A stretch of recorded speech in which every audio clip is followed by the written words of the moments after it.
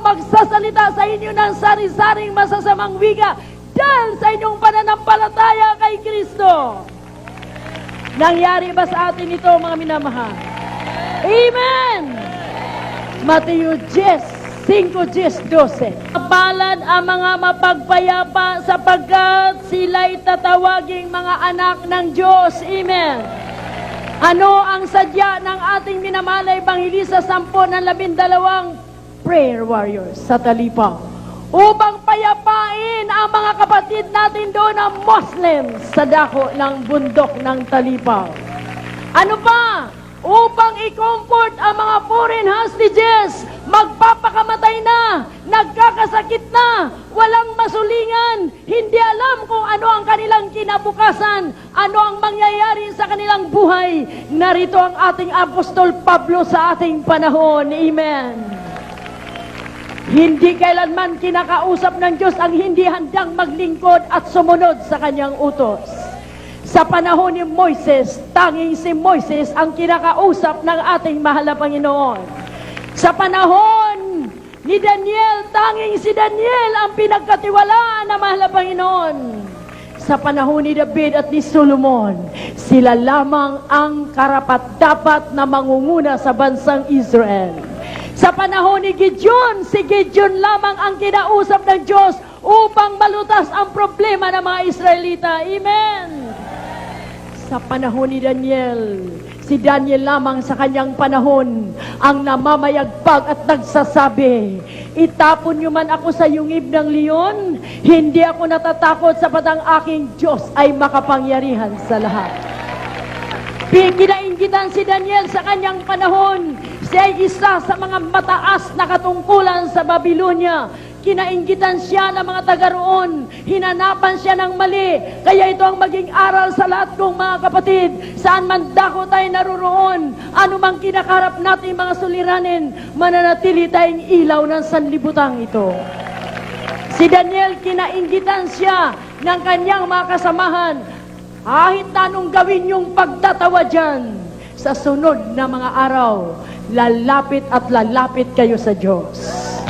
Lahat ng mga taong umaalimura sa gawain ng Diyos na ito, tatawag at tatawag kayo sa ating mahal na Panginoon. Ngayon, pinapatunayan namin sa inyo, dati-rati, habang may gawain ng Jesus Miracle Crusade Ministry, parang naging masangsang na amoy. Sapagkat ito po ang iglesyang iniwanan ng mahal na Panginoon sa 12 apostoles. Say Amen! The most persecuted church was the early church headed by the 12 disciples. Sila ang pinaka-most persecuted church. Bakit pinipersecute sila Apostol Pedro? Kanilang ibinubunyi ang kapangyarihan ng ating mahal na Panginoon. Hinuhuli sila, nilalatigo sila, binibilanggo sila, papatayin sila. Still, sabi ni Apostol Pedro, handa kaming sumunod sa Diyos bago sa tao. Kaya kami po ang lahat ng ating mga gawain, hindi po ito pinupuno ng kumbidado mga fellowship, sapagkat hindi na nila kailangan ang gospel. Tuwing may krusada tayo, ang dumadalo ay ang aming mga kapatiran, kasama ang kanilang mga dalang mga bisita, mga bunga nila. Hindi na kailangan natin kumpidahin ang lahat ng fellowship para lamang sabihin, marami tayo. Hindi tayo rito naghangad ng marami. Ang hinangad natin ay ang makasunod sa utos sa mahal na Panginoon, humayo at ipangaral ang salita ng Diyos. Kaya ang mga minamahal kong mga kapatiran ngayon, marami po nagsasabi, kukunti lang sila. Hindi po kami naparito para magparami. Ang utos ng Diyos sa amin, humayo at humayo at humayo at magbalita ng mabuting balita ng kaligtasan. Purong-puro ito, mananampalataya at mga baguhan. Wala kaming kinukumbida ng mga fellowship dito. Tuwing may krusada ang mahal na Panginoon, hindi siya nangungumbida ng mga pare kung sino-sino mga parokya. Siya po ay nagtatawag ng mga may sakit, mga wasak na tahanan, mga tinatapon na ng lipunan. Yan ang gawain na tunay ng mahal na Panginoon. Nagpapagaling ng mga may sakit, walang bayad. Sasagutin tayo ng mga kinasangkapan ni Satanas. Bakit ang inyong mahal na ebanghilista hindi pa nakakalakad? Ang Diyos ay nagwika, "For your thoughts are not my thoughts, neither your ways my ways." Hindi nyo kaisipan ang aking kaisipan, ni hindi nyo pamamaraan ang aking paraan. Ito'y pinapatunayan ng mahal na Panginoon dahil sa pagsunod sa kanyang utos. Naghirap ang kanyang lingkod, nagkahirap upang masunod ang kalooban ng Diyos. Ngunit sinabi ng Biblia, ang sino mang naghahangad ng kanyang buhay, mawawalan nito. Ngunit ang naghanap at nagbigay ng kanyang buhay kay Kristo, magkakaroon nito. Hindi nalintana ng mahal na pastor ang kamatayan doon sa bundok ng Talipaw.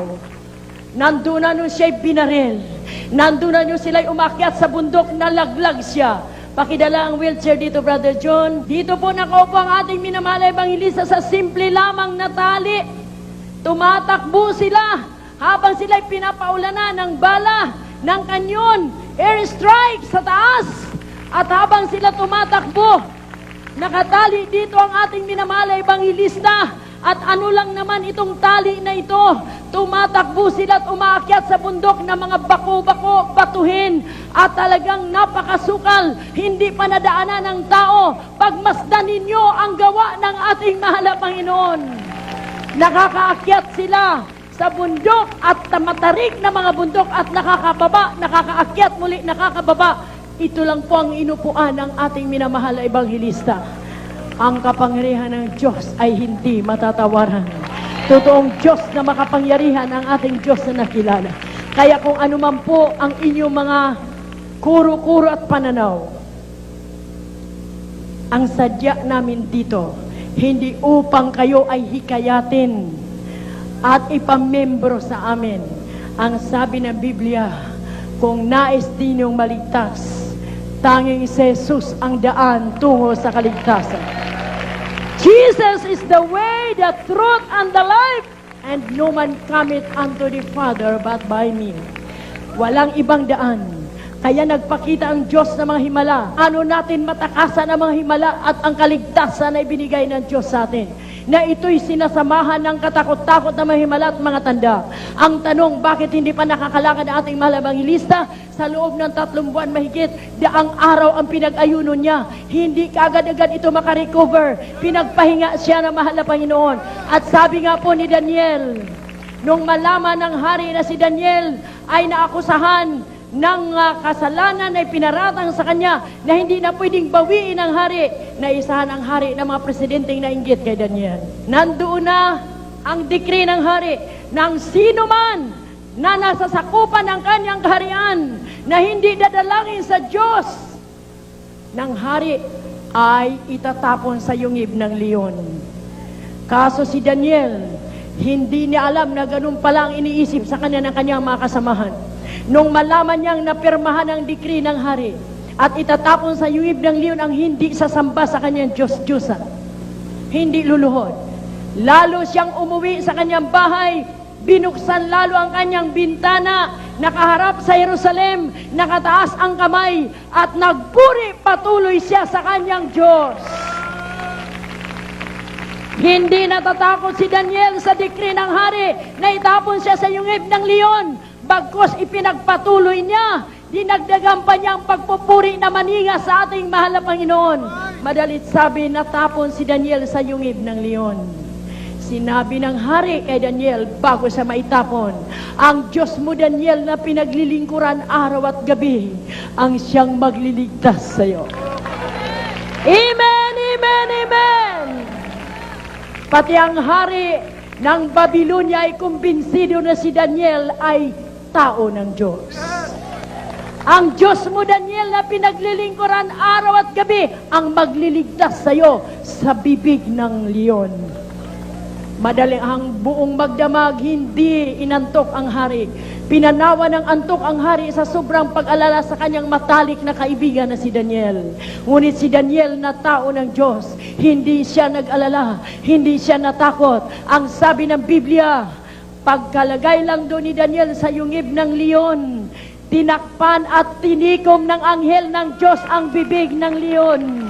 Hindi nasaktan si Daniel. Kinabukasan, madaling araw pa, Nandun ang hari sa yungib, Daniel, Daniel, Daniel. Niligtas ka ba ng Diyos na pinaglilingkuran mo? Sumagot si Daniel sa loob ng yungib ng leon, mahal na hari, iniligtas ako ng aking Diyos. Paano natin matakasan ang kaligtasan? Lahat po ng nandirito para kumover, para mag-interview sa amin kung ano ang nangyayari at pagkatapos sa inyong mga pagpapahayag, inyong gawing katawa-tawa ang gawain ito. Magbigay sulit kayo pagdating ng araw sa harapan ng Diyos. Hindi ang ating beloved evangelist ang ating pinag-uusapan dito. Ang ating pinag-usapan ay ang kamangha-manghang gawa ng mahalapay. Ngunit, ang sabi ng Biblia, ibigay ang papuri sa dapat papurihan. Ibigay ang pasasalamat sa dapat pasalamatan. Hindi lahat ng tao handa mamatay alang-alang sa mahal na Panginoon. Ang dami nagkunyaring Kristiyano, sasabihin lang na uulan bukas may bagyo, wala na tayong gawain. Masama ang panahon bukas. Maraming nagsasabi, bakit pa nanggugulo tayo sa Talipaw? Napakamaling pananaw yan. Kung hindi nadala doon ang Ebanghelyo ni Kristo, patay lahat ang mga hostages. Nangabaliw na ang mga hostages. Walang nangyayari ngayon.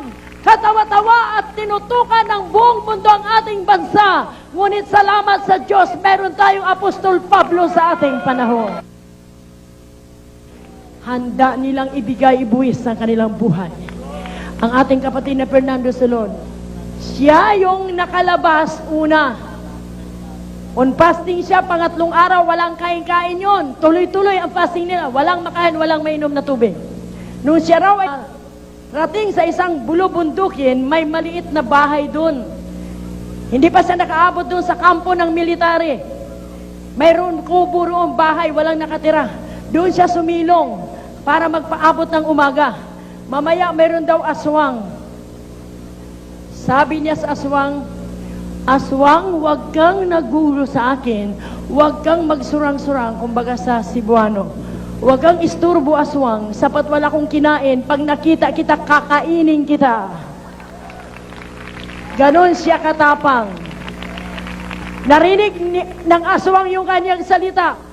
Hindi na niya narinig yung wak, wak, wak. Natakot yung aswang. Baka mukhang aswang ka na rin kasi hindi ka naliligo, no? Walang liguan, walang bihisan. Mukhang, sabi siguro ng aswang, hindi kita katalo. Anong naramdaman mo yung narinig mo yung tinig yung aswang? Parang natakot ako ng konti. Pero nung nagpakatapang ko dahil wala na talagang yung mga manasan na walang magawa eh. Kaya sa tulong ng Panginoon, nagdadarasal na ako. Sa tulong ng Panginoon, ganoon, nagbigay sa akin ng lakas na pag ginagalaw niya ako, kakainin din kita. Sa tulong ng malabay, hindi niya nakain yung aswang. God bless you, Brother Fernando. Yan po ang kamangha-manghang gawa ng mahal na Panginoon. Amen! Sa lahat ng narito ng mga media na nagkaloob ng kanilang gintong panahon, hindi niyo na kami kailanman matatakot sa inyong mga paninira sa amin. Kung ang inyong sadya rito ay para lamang pagbigyan ang inyong kalalagayan na marami ang kumukontra sa himala na ginagawa na mahal na Panginoon. Marami rin po ang nagpapalabas sa mga maling balita na kinukontra namin ang medisina. Ayaw na namin magpa-ospital. Walang katotohanan yan. Bilang nasa katotohanan at alam ang salita ng Diyos, itinuturo namin na ang mabisang paraan ay ang magtiwala kayo sa kapangyarihan ng Diyos. Sa inyo na may pananampalataya, walang puwang sa atin ang ospital, walang puwang sa atin ang doktor. Ngunit sa wala pang pananampalataya, sumigi kayo. Pagkatapos na hindi na kayo kaya ng doktor, pakainin na kayo ng napakarami. Gusto niyo kumain kayo ng kumain, bukas patay na kayo. Sabi nga natin, beloved Dr. Bert Borja, ito ang payo ko sa inyo. Ako'y magaling na doktor, pero hindi ako gumaling sa aking pagiging surgeon, sa aking karamdaman. Dito lamang sa Jesus Miracle Visit Ministry. Glory! Kaya wala nang pinakamabisang gawain ang makilala ninyo ang tunay na Diyos.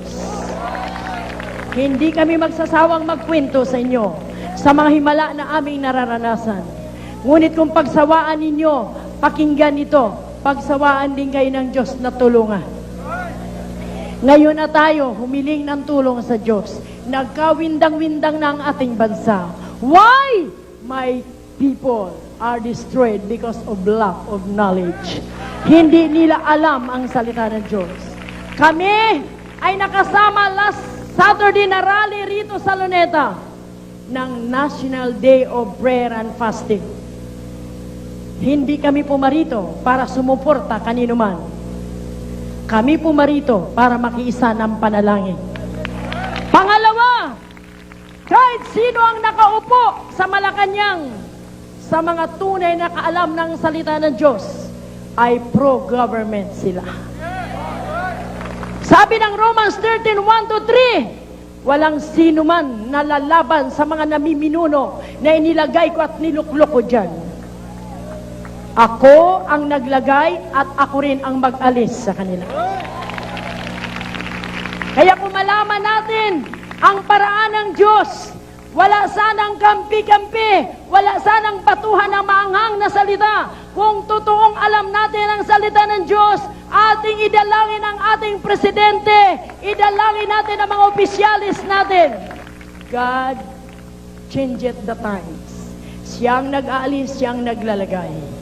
Walang sino makapag-alis hanggat ginusto na mahal na Panginoon. Kapag alam nyo ang salita ng Diyos, sabi natin, masama ang ginagawa. Wala tayong magagawa sa kanila. Ang Diyos lamang ang makapaghusga sa kanilang ginagawa.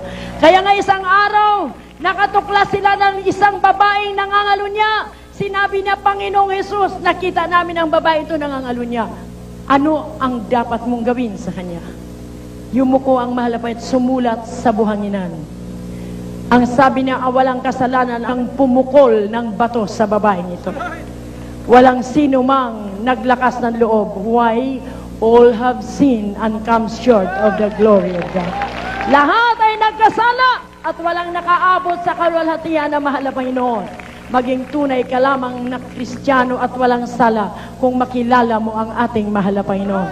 Kayo anumang ginagawa na sinasabi nila nagkasala, tanging Diyos ang magtutuwid sa Kanya.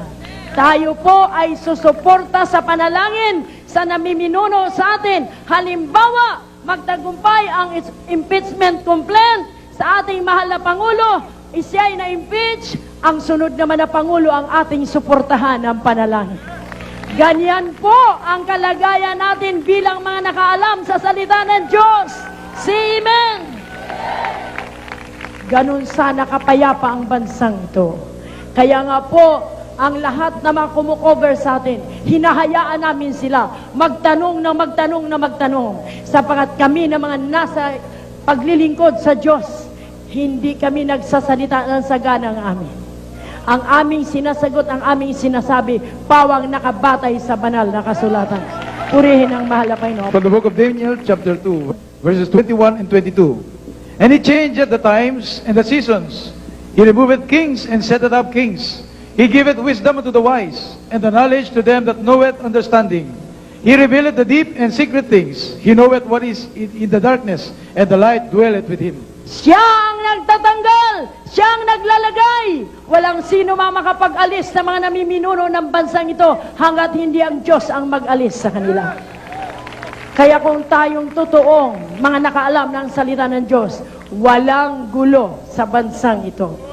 Kaya kung nabanggit ng ating mahal ebangelista na sumusuporta kami sa presidente, nababatay yan sa banal na kasulatan.